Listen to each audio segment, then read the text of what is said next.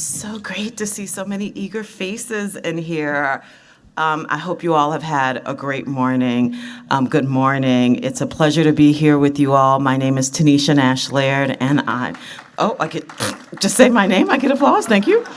Good for the ego. I'm the inaugural president and CEO of the Greater Roxbury Arts and Cultural Center in Boston, Massachusetts.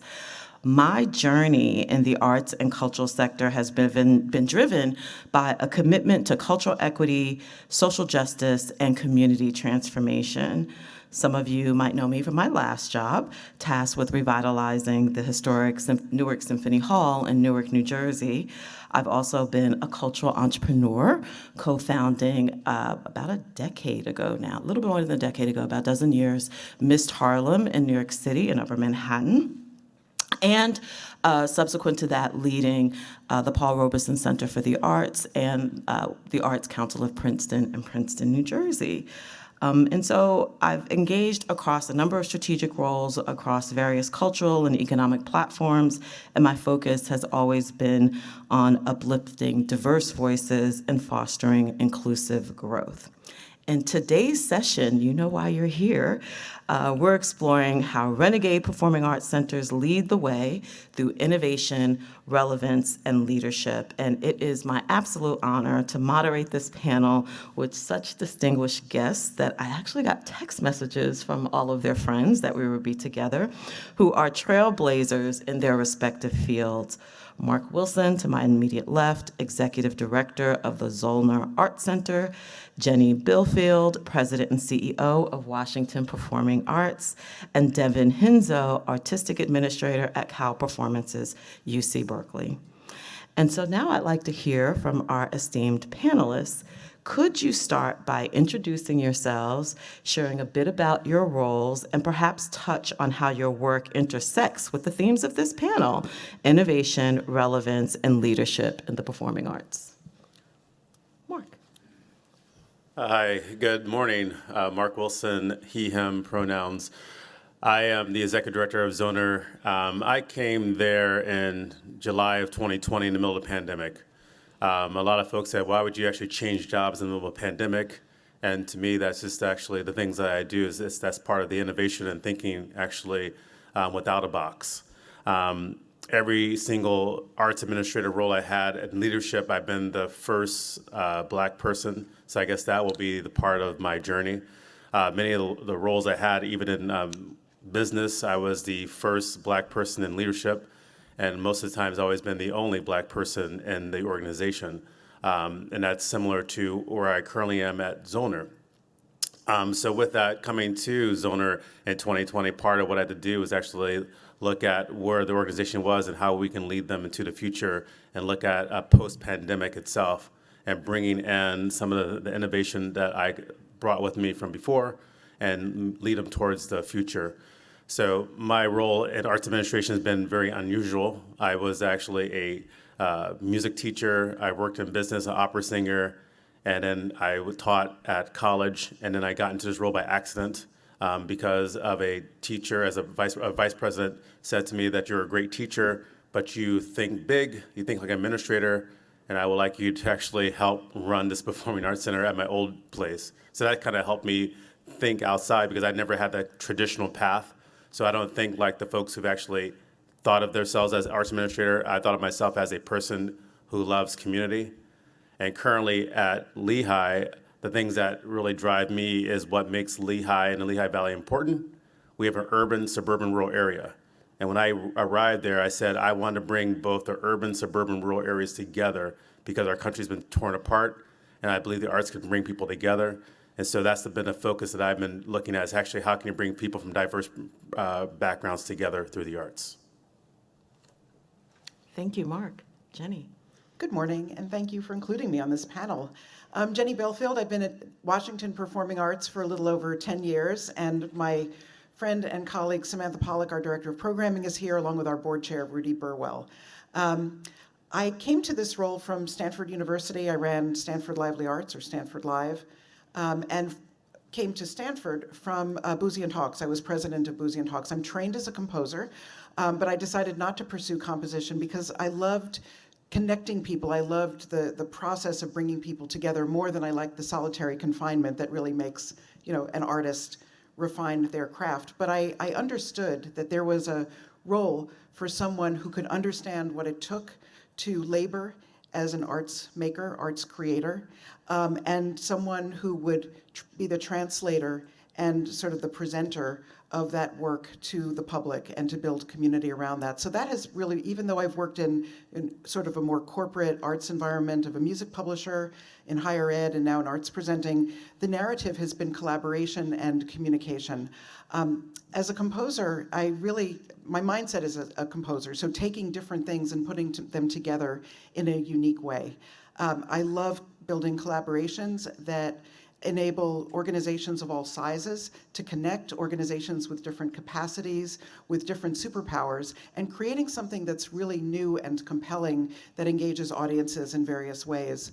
And I so often focus on the role of the artist as the instigator of those ideas, because I think if we consider the influence of artists throughout history, so many important revelations came through, including revelations, through the work and the lens of artists responding to things in society and community. When I came to Washington Performing Arts, I'm the fourth CEO in the 58-year history. I wanted to join an organization that really deeply valued at a cellular level the connection between community and art.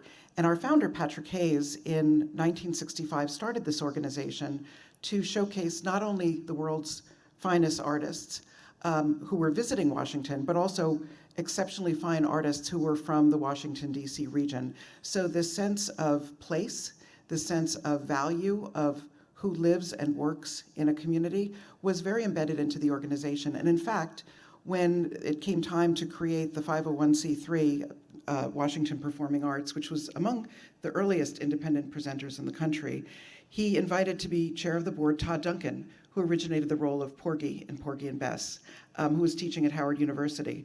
So this sense of connection to artists, to community, and also to that sense of power sharing at a leadership level was fundamental to who we are. That's the sort of organization that I have inherited and with great pride lead. It's one where I feel my values are aligned, and I have partners both within the staff, the board, and also the goodwill of the wider community to be able to forge these partnerships and achieve the kind of creative advances that we continue to aspire to. So more on all that later. Thank you. Thank you, Jenny. Hello, my name's Devin Hinzo, and just want to take this moment to say how humbled I am to be on stage with these really great people.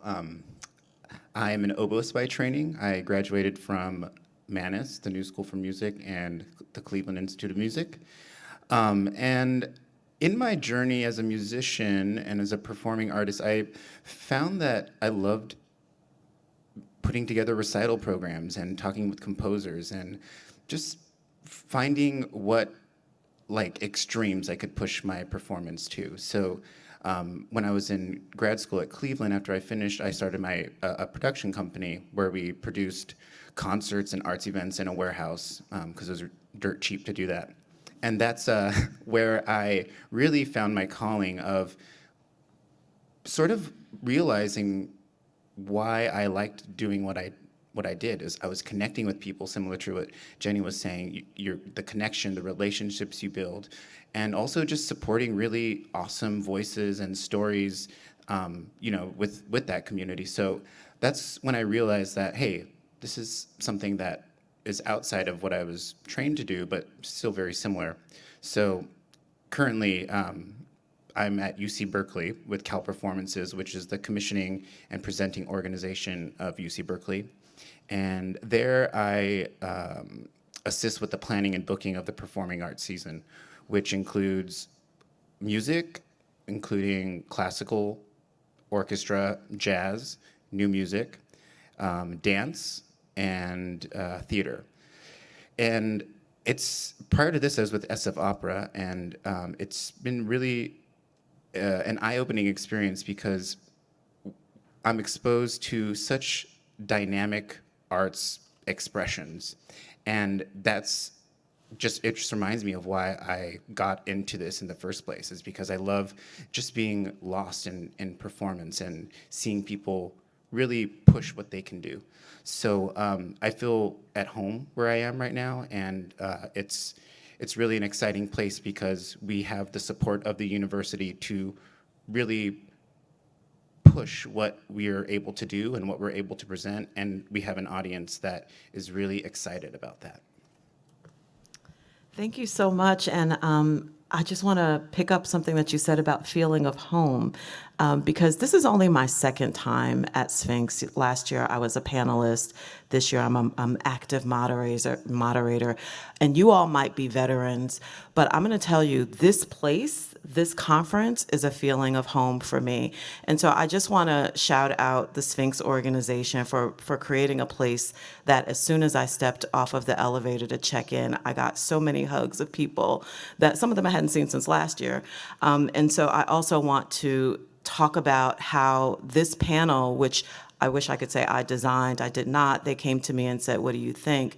This panel is not just about how we adapting to change, but how we are leading the charge. And so we had a great prep session that was organized by Sphinx. I had like 10 questions that was going to be impossible for us to delve into, but because it was about a month ago, right? I want to remind our panelists, it was such an incredible session. I learned a lot in it, and I hope you all will feel that you will have some real tangible takeaways. So I want to remind you all, if you don't mind, of the themes that emerged from that incredible session.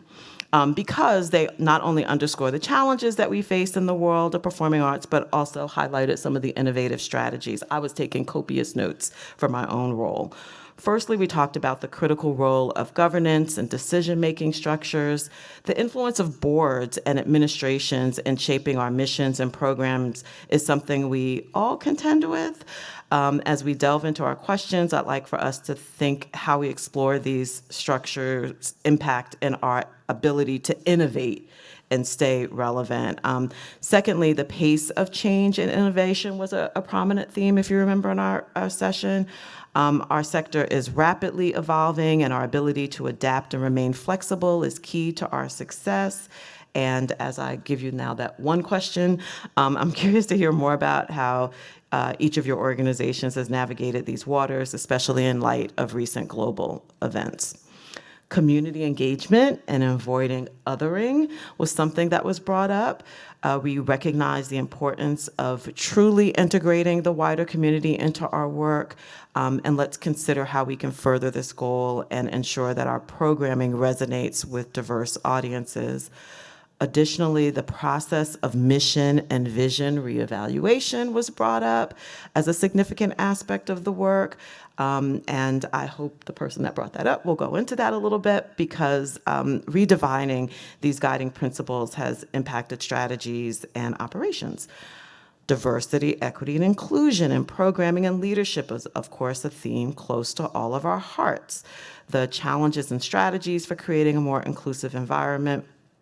And of course, we cannot overlook the importance of risk-taking and experimentation. The arts are all about pushing boundaries, right? And lastly, the impact of global events on audience engagement and outreach has fundamentally altered how we connect with our communities. The pandemic, the conflict in the Middle East, among other events, has shaped our approaches. And again, for those who want to dive into this, I'm eager. So again, this was all the outgrowth of the 10 questions that I presented to them. So I have one question. I promised you I would only ask one, right? So considering these diverse yet interconnected themes, could you share a pivotal moment or moments or initiatives in your respective organizations where you successfully navigated one or more of these aforementioned challenges? So how did your experience shape your organization's approach to innovation, relevance, and leadership, the whole thing that was in the panel description, in the performing arts, and what lessons could be valuable for others in our field? So I can either start at the end, or do you want to start right here, Mark? How do you? I'll start. Okay, great. Thank you, Devin. Start. Yeah. So let's see. I'll talk about.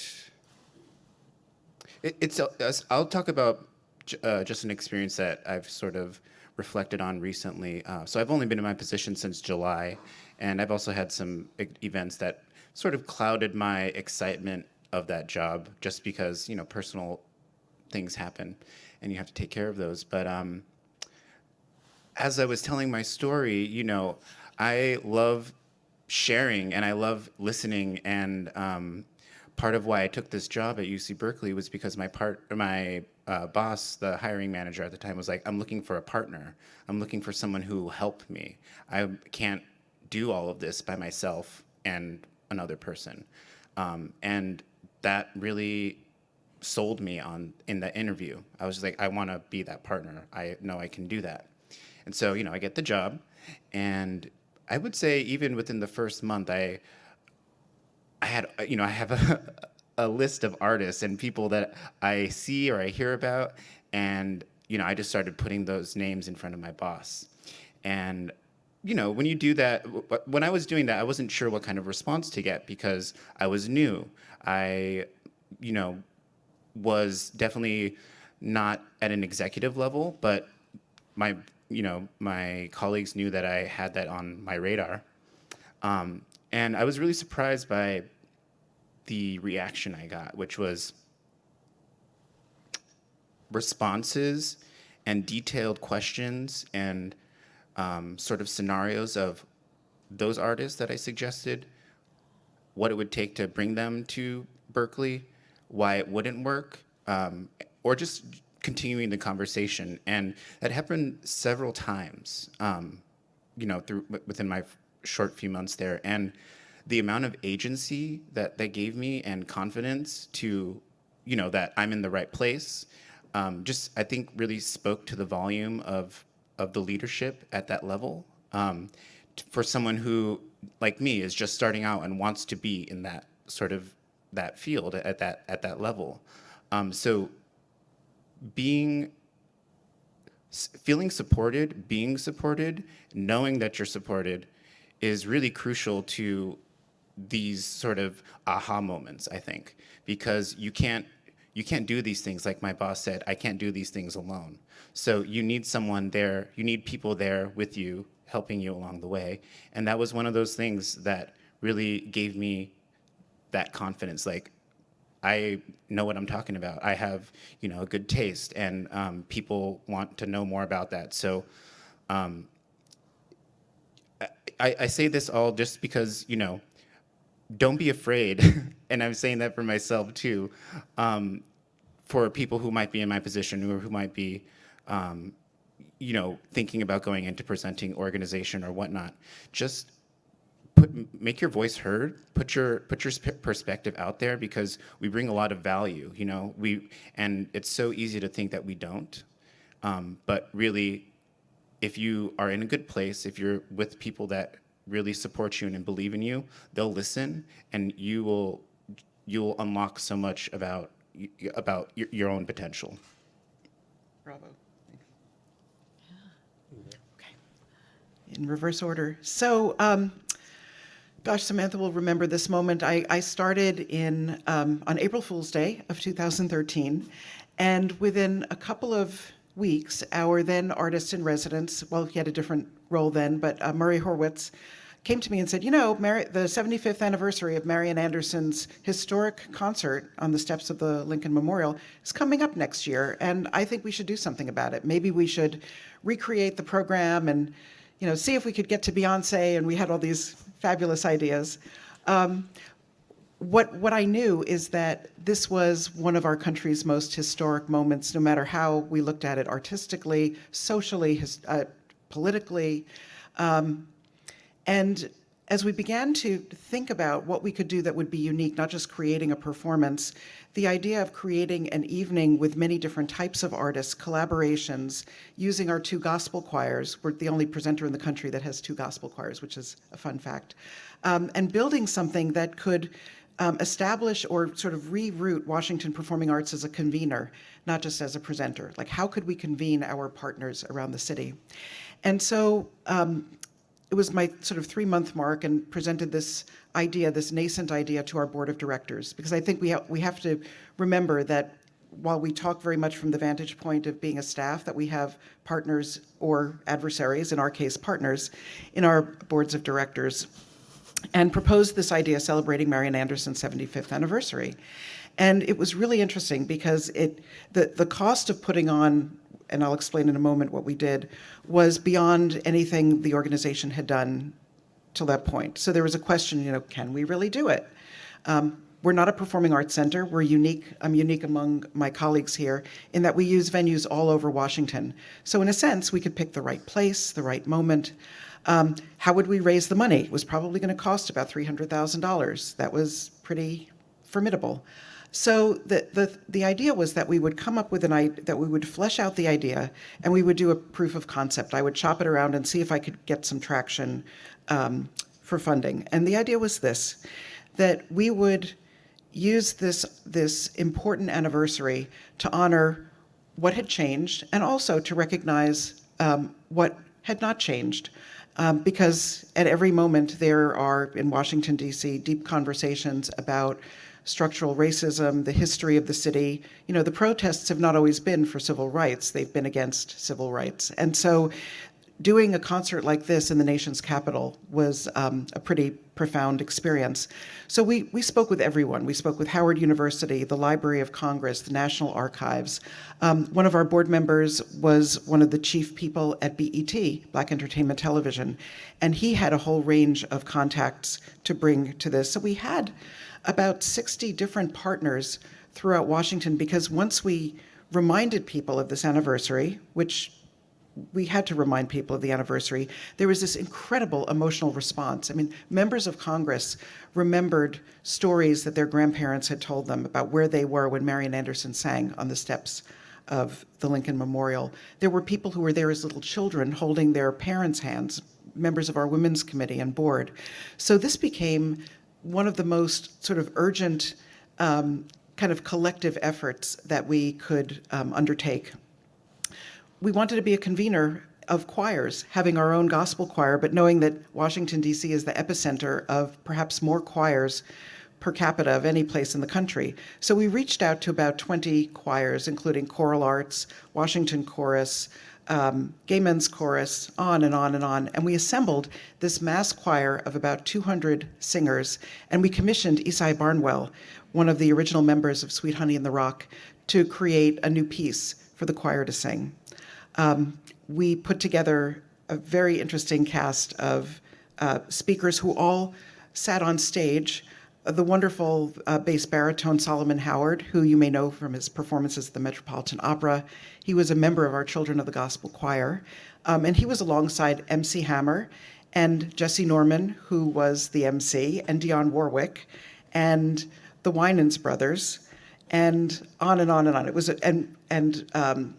Wolf Blitzer was the co-host, thanks to having our board member with BET. But all of these extraordinary figures in history sat side by side watching Solomon sing and a member of our youth choir sing.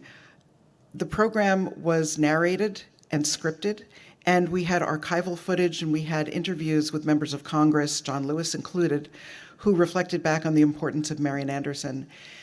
And we presented this concert at DAR Constitution Hall, which, if you remember the history, Marian Anderson was not permitted to perform there.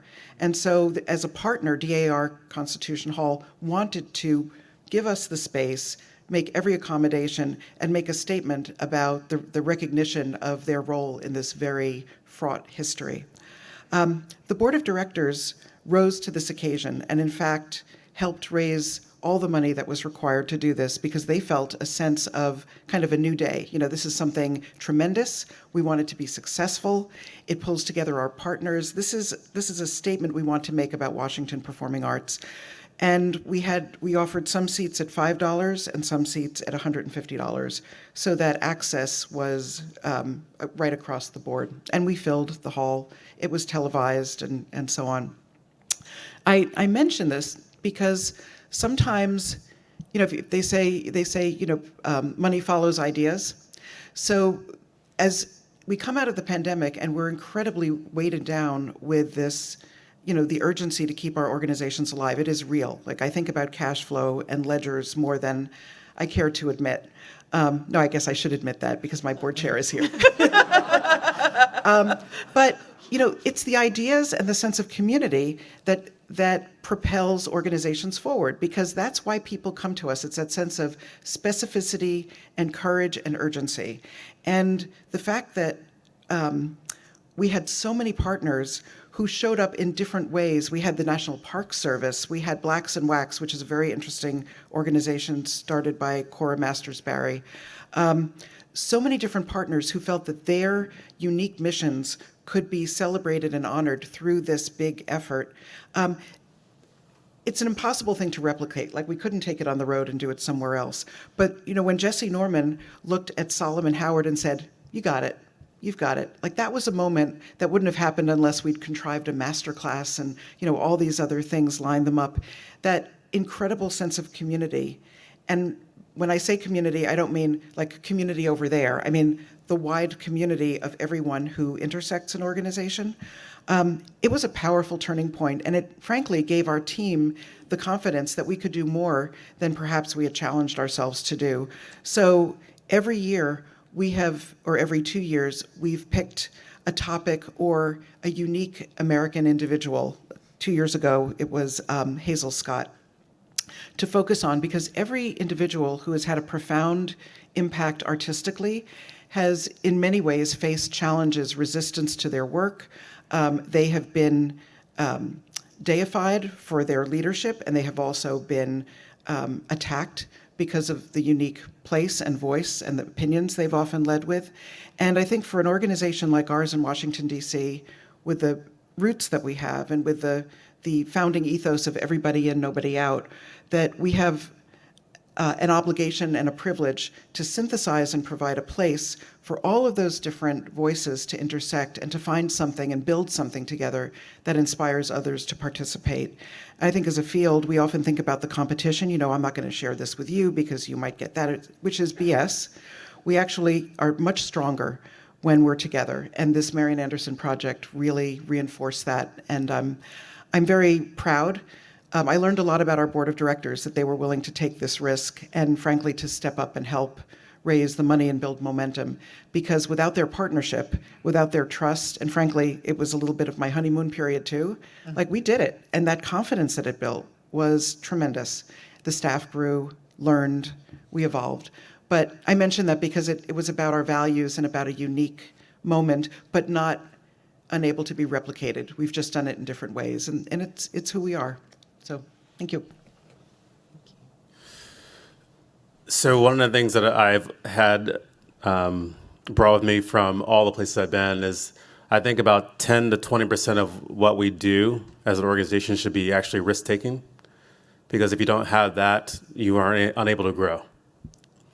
So I just want to give two things just to highlight that at Zoner Art Center. So one, we brought in a project called Traveling While Black. It's a virtual reality installation. So the organization has never done installations or virtual reality. The university didn't have a lot of things, but also virtual reality itself. And the other thing that we did was we did co-creation with the community, which is also something we've never done either. So a lot of times as universities, we say, this is what we know, and we tell the community, you're going to like it. And the way I look at it is like, no, we actually should co-create with the community and have them actively involved in what we're doing. So the installation, Traveling While Black, we brought it in. It's a replica of Ben Shelley Bowl in Washington, D.C., and we had it in our lobby.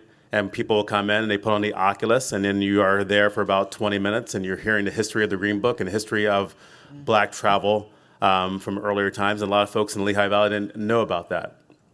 So the co-creation part happened. So about a year and a half, I talked to people in the community, and I told them about the project, and I asked them, what can the community do? What can we do together to actually expand beyond just the installation?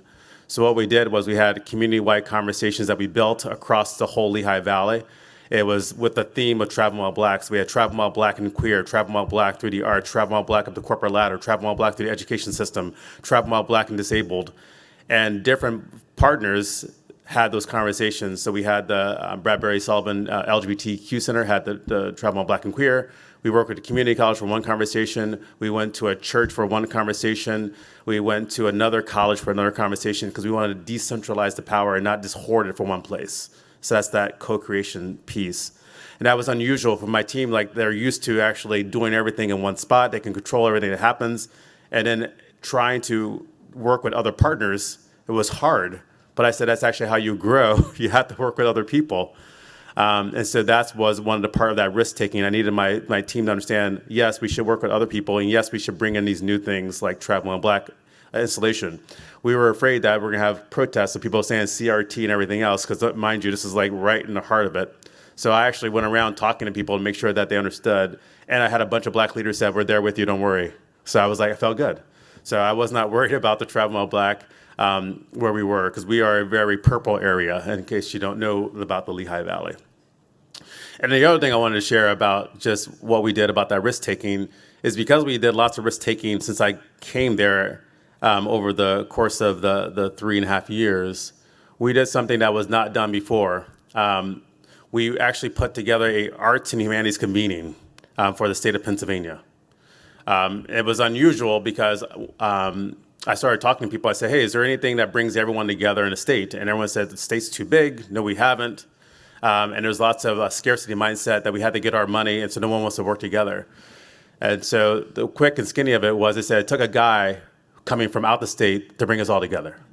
And so part of it was I had to convince people. So I talked to a partner from the Pennsylvania Council of the Arts, and I told her what I wanted to do. She's like, that's great. And she's like, talk to this person, talk to this person. So for a year, I got everyone across the state to understand what I wanted to do. And then our government relations folks from the university got me in contact with Senator Casey's office, and we actually then presented to them this idea of bringing everyone together.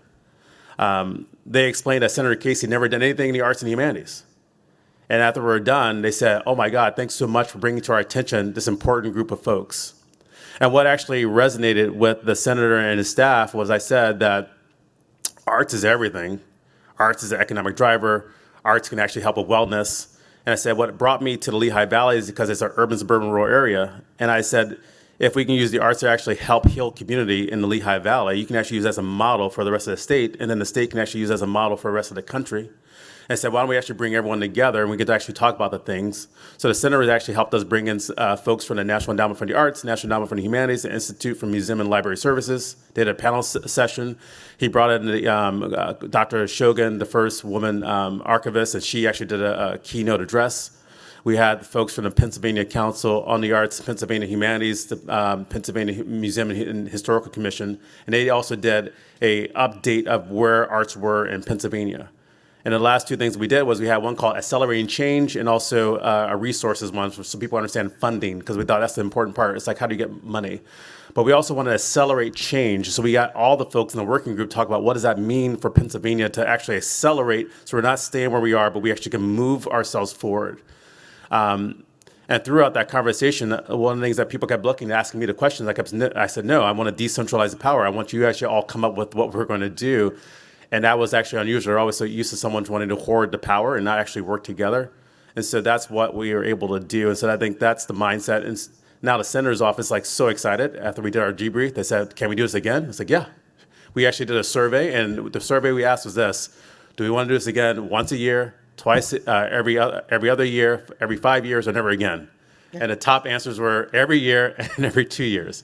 And so we know people want to do these things. And we would have never have done that if we actually didn't take that risk-taking and also think differently and think about not hoarding power, but actually letting go of the power and actually bringing people together. So my two examples is one, bringing in something that actually will highlight Black excellence, let's Travel in Black, and also showing how a Black leader can actually go beyond just thinking about just race, but also about bringing everyone together too. So I want you to think about those two things as we're thinking about innovating our arts.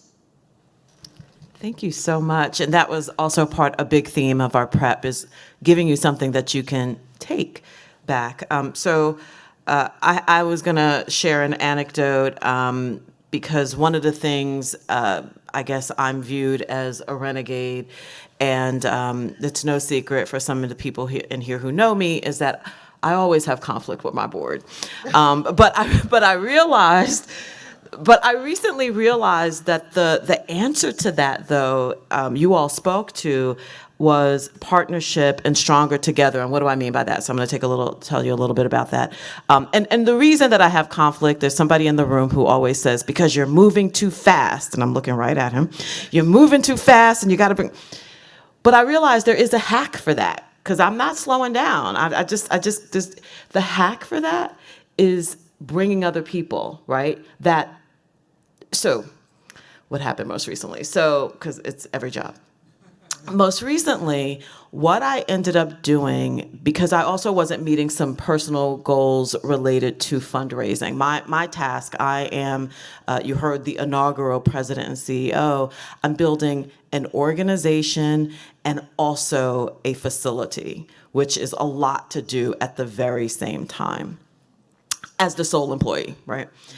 And so there were some people who had said that they were going to, major gift donors and foundations, who had said that they were going to support my work because they had supported the work in the past, and it did not materialize.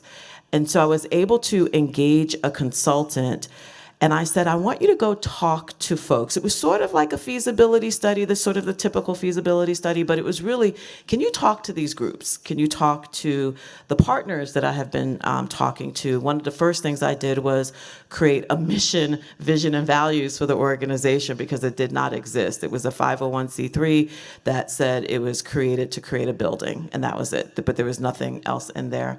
I had set up resident companies, and I'm so proud to say that, we have MOUs with resident companies who don't even know what they're going to be paying yet. So that's pretty amazing. And then we are building something that does not exist outside of the theater district in Boston. So whereas I made it very clear that we were about Afro-diasporic arts, we were getting other organizations that don't fit that, who were contacting me. And then it's because I found out there was a study that the city did that said they needed more facilities that they never acted on in 2018. So we have a category that I call visiting companies. So I'm like, we got all this great stuff. Why are we not getting the support? So I hired, I had got a consulting company. They actually did it pro bono, to do a sort of a survey of all of these folks and to do interviews, include the funding community, foundations, et cetera. And the thing that was sort of interesting is that everybody came back and said, oh no, Taneshia's great. It was like, because I was fully expecting that there would be something. Really what that was is that we needed to do more board development, right? But I kind of knew that, but given my past experiences, I knew that if I said that, it would not go anywhere.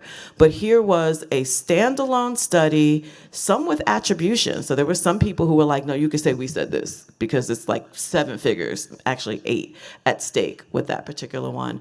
But it was that community development, right? All of the partnering that was done, that if that had not been done, and I always go we, but y'all know it's just me, I'm one person operation. If we as an organization hadn't done all of that partnership development, that wouldn't have been the outcome. And now this particular study is being taken very seriously, and now we've started expanding our board, and now we have this amazing capital campaign committee that has been put together. So the theme about, and by the way, some of these people, these organizations are organizations that folks would have considered competitive to us, who have said, oh no, we support the Greater Roxbury Arts and Cultural Center because this is filling an important need. So I say that to say, don't be afraid to go out and talk to people that might be considered competitors, right?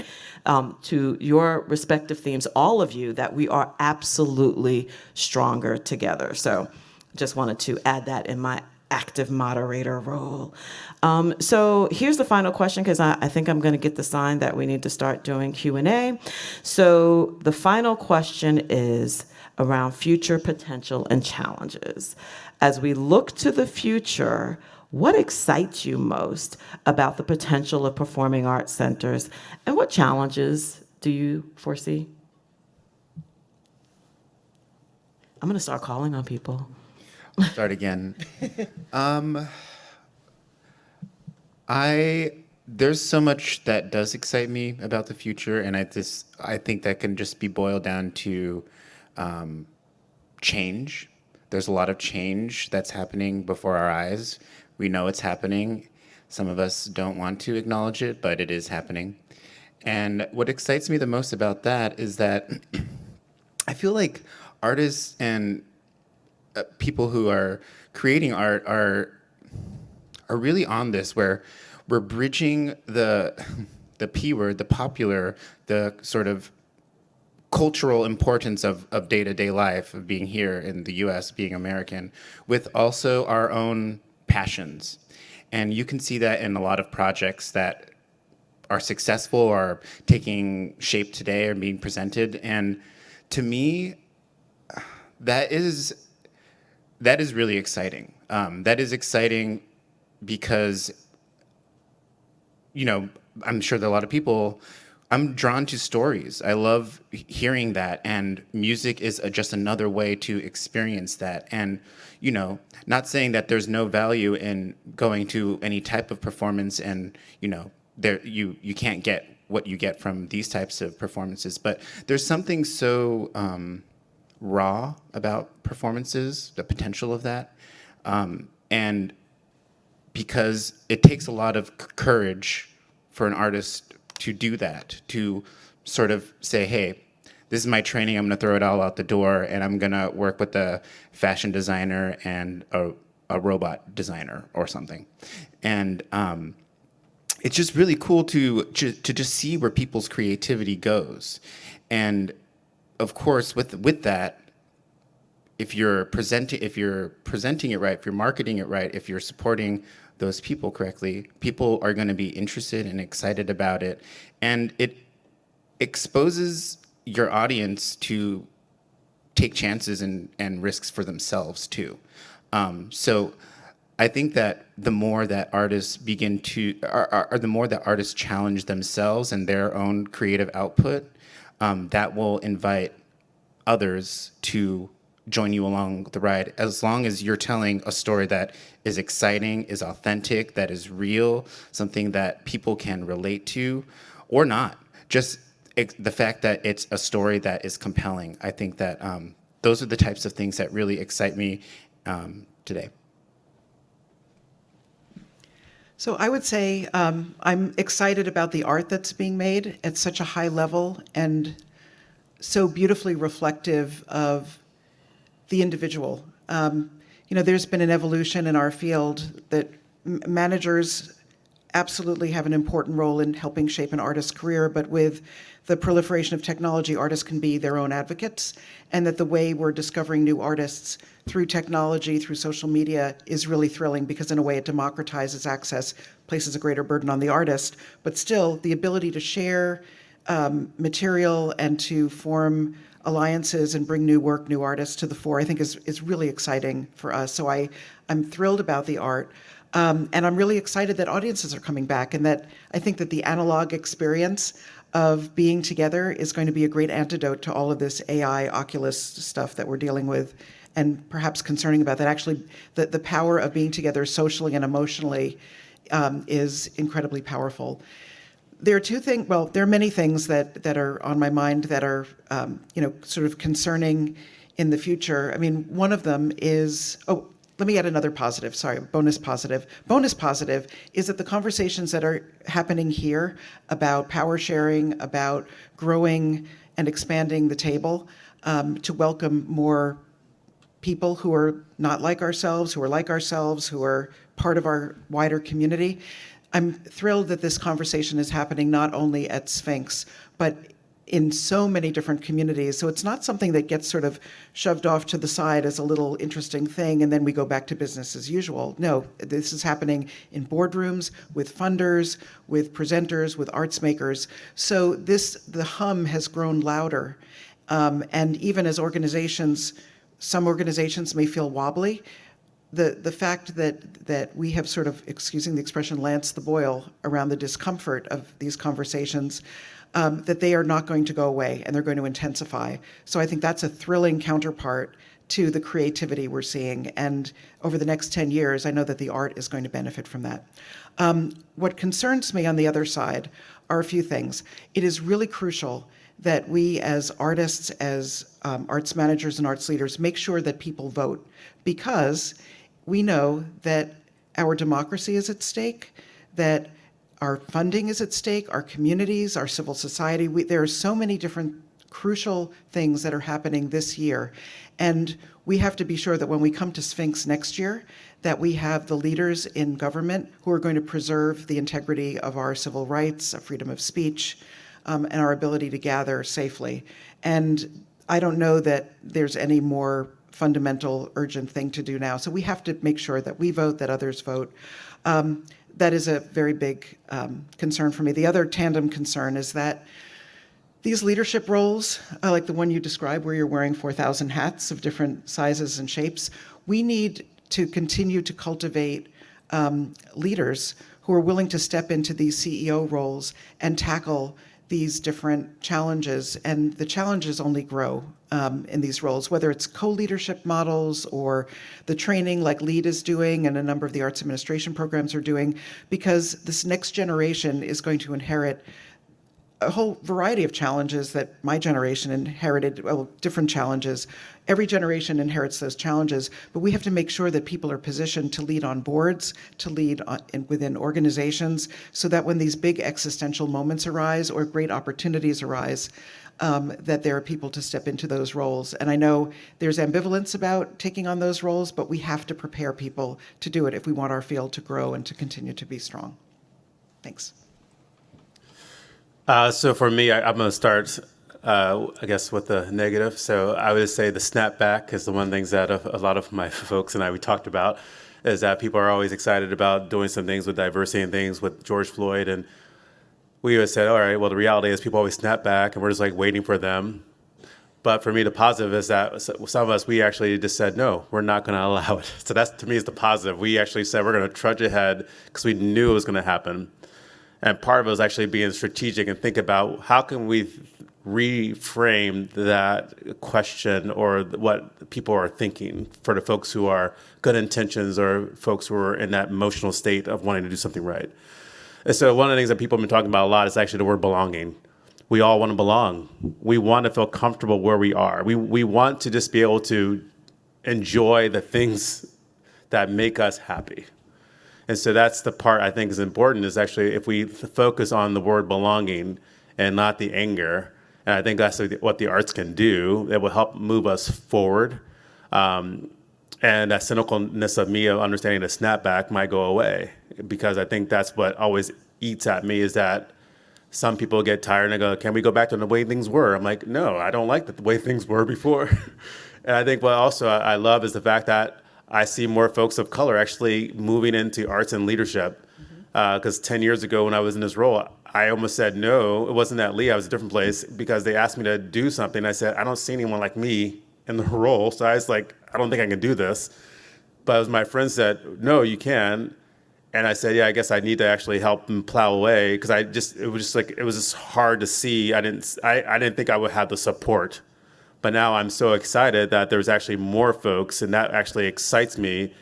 And there's a network of folks of us. We're trying to make sure that we help those folks not go through the same challenges that we went through, so then they will be in the leadership to make those changes that are necessary. So that's what excites me also when I come to places like this, and I go to other conferences and I see more people. And I want to make sure that pipeline does not stop, but it continues to grow. Thank you. I just want to do a check if there's any questions. Okay, great. So please start gathering. I want to say one thing. I want to respond to the question too, but I like that word, I don't like it, but the snapback definitely describes what I think has happened. So I'll start with that. That I thought was a major challenge, but the sort of really great, inspiring thing that I've experienced is having really powerful institutions advocate on behalf of, I'll talk in my particular case, me. I had a conversation with a prospective funder And it was going okay. They're saying, these are all the things that you want to do, all the stuff that my study said.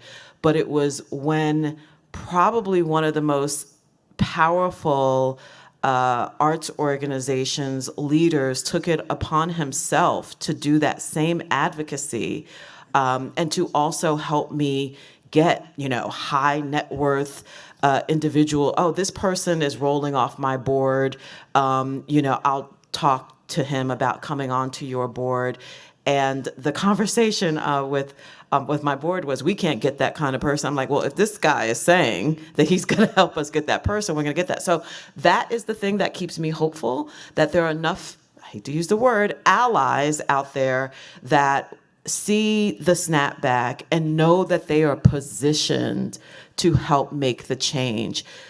Let's keep it real. Black people cannot attack these structures without the people who have the power. And most of them don't look like me. So I want to start with the question there. Hello, thank you so much for the wisdom that you guys have imparted to us today. I just want to start with that. I'm Stephen Palacio. I'm the West Coast agent at MKI Artists. And my question has to do with, I guess, the territories in which you guys are in. You all, 3 out of the 4 of you, are in major markets. And so you have, with that, a certain flexibility and a certain trust with your audience in terms of what you program on your series. So my question has to do with, based off of your histories, if you have any suggestions for how to build those partnerships that you guys were speaking about in organizations that are possibly smaller or have more conservative board members and or audiences. Yes, Jenny.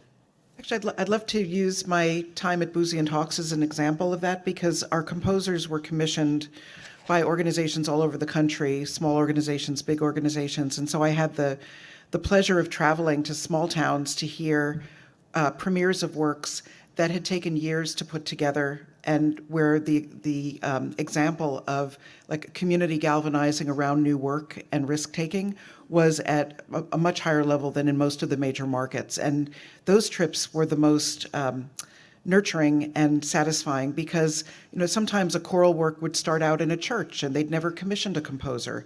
But they committed to doing, X number of rehearsals, and it was a big deal for the composer to come and visit and to bring that conductor. And so the sense of kind of iterative work within a community, it didn't always start with the arts organization. It started with other sort of engaged parties. And so sometimes I think we think about all of this activity, the locus of that being the performing arts presenter, when there in fact could be resources at the university, at the high school, within a church or faith-based community that can help, and because of the trust that's built with a community, can be the anchor for some of that activity. And I saw example after example of a composer walking in with this like hero's welcome versus coming to a symphonic concert where it's like, oh, it's a composer. I had very different experiences. So I even though I have worked in, yes, major markets, and actually markets that are rooted in largely progressive political values and communities, having worked at Boozy and seeing how much music was made and created in so many smaller communities that made it their very important collective joy to create vibrancy and to do it around new work. It was not only possible, but it was so many of the works that we know now and perform now started in those very modest but earnest environments. Thank you. Any other questions from the room? And any online? I know there's somebody monitoring online as well. Yeah, so we do have an online chat forum if you want. I can walk you through that, but I don't think we have enough time, so it would be more efficient if you just came up with your questions. Thank you. Thank you so much. Yeah, I'll say this. I just want to first of all thank you all. I would say if I got an emergency call right now and had to go home and couldn't see anything else, I'd be totally fulfilled and say this was like one of the best things I've done. I also want to say, Taneshia, I saw you last year. That was my first Sphinx as well. I think you're the bomb diggity. Thank you. You're one of the only people that talks about conflict, or not one of the only people, but you talk about conflict openly. Even with the snapback, you're like, oh, I don't like the word, but to that point. So I really appreciate that. My name is Joshua Rhodes. I go to school at University of Maryland. I'm a bass player. This is my second year of my master's, but I also am here. I'm the artistic planning grad assistant for National Orchestral Institute, or NOI, a festival. And so a lot of my thoughts go towards younger people, students, and I see a lot of turnover right now in my position. Even I work at the Clarice Performing Arts Center, NOI. But so I'm curious as to you all decision making. What are the things that keep you in check? Because I think that in roles such as this, you kind of want to take on the world, want to fix everything, and so what causes you to say, wait, let's take a moment and let's do the thing that's actually smart right now, and then that'll help us grow later on. Well, I'm not the one to answer that question, but what I will say is I didn't know we were fellow hurricanes. I got my master's last year from Frost, so yeah. Shut up. Let me jump in this one. Mission. I mean, when I came to Lehigh, we were, like I said, in the middle of the pandemic, so it was a great thing. The whole team was off the hamster wheel. So we actually looked at our mission, we looked at our goals, and I asked about a vision. And then I asked the question, why are you doing that? And then if it does not connect to a mission or a strategy, why are we doing it? This is a waste of time. You're just doing it because you're just told to, because we've always done it that way. And I said, I hate that. So that's what kept us on focus. Like, we redid our mission, and I said, now we can actually open our mission to the community. Before, it was not to the community. Our community, where we live in Lehigh, actually also includes the Puerto Rican community, which we actually just marginalized historically. And so when we actually talked about what does the word community mean, does not mean people who have power, wealth, and influence. It actually means community. Then we actually started, let's actually do that itself. So then decentralizing power from myself to my team, then they can also ask the question to me, manage it up and say, hey, why are you bringing us in this direction, so I can actually explain or not, right? So that's actually what keeps myself focused, is focusing on that. And so my team, we also manage each other. We manage sideways, down, around, and we ask ourselves, is it part of our mission, is it part of our strategy? How is it going to move us forward towards this vision of what we look at for ourselves? Just to I was just going to say the same thing, mission and vision. Go ahead. yeah, and to sort of to jump off of that, whether you're someone who's just starting out or you're an executive leader leading an organization, I think the main skill is just listening. And I think the more executive you are, the more listening you should do. And this is just my opinion, but I think what really comes from that is that you, sort of what I touched on before, is that you are allowing someone that capacity to feel heard. And in part, what I think happens too when a leader listens and gives space to someone that is aspiring to that, they also can take a sense of pride as like, hey, I kept my mouth shut, I stepped back, I'm listening, because when you are a leader, you are listening nonstop. So to listen, take a step back, and really take into consideration the opinions of your team, of your staff, of your colleagues, of your community, of your constituents. That is where I think a lot of change can happen. When there's more listening, less like one person making that decision. Yeah, I think people often assume that leaders have to make decisions very quickly, and there are times when we do have to be reactive and responsive. But to your point about embedding of mission, I think if everybody feels that they have a role in the success of a certain initiative, that sense of input in shaping it and then responding and making it into a successful venture, that's a very powerful decision point, that it isn't just coming out of one department or another. And I always appreciate when, even if there's some sparring going on, which we're entitled to have, is some healthy sparring and disagreement, that we have a process to come to resolution. And I found this especially important when we all have opportunities that pop up, and sometimes they nestle perfectly and obviously in a mission, and other times they become what I call barnacles. Like they're kind of attached. They could be attached to the organization, but they're not integral to it. And so we've tried to look at over time, like what is a barnacle, but versus what can be integral, and that's kind of an adjacent consideration to our mission.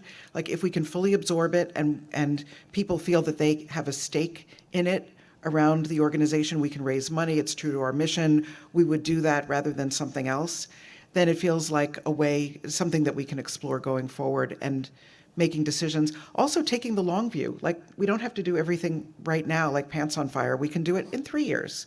So that sometimes saves us a little bit when there's like a bounty of new initiatives or things we want to do. We don't have to do it right now. And that allows for that creative consideration to happen, maybe forestalling a decision, but also continuing to let it sort of marinate. Thank you so much. Thank you. All right, everybody. Unfortunately, that's all the time we have for today. But if you do have any more questions, feel free to connect with our speakers outside. They are. Yeah. Thank you for attending. Thank you. Thank you. Tanisha.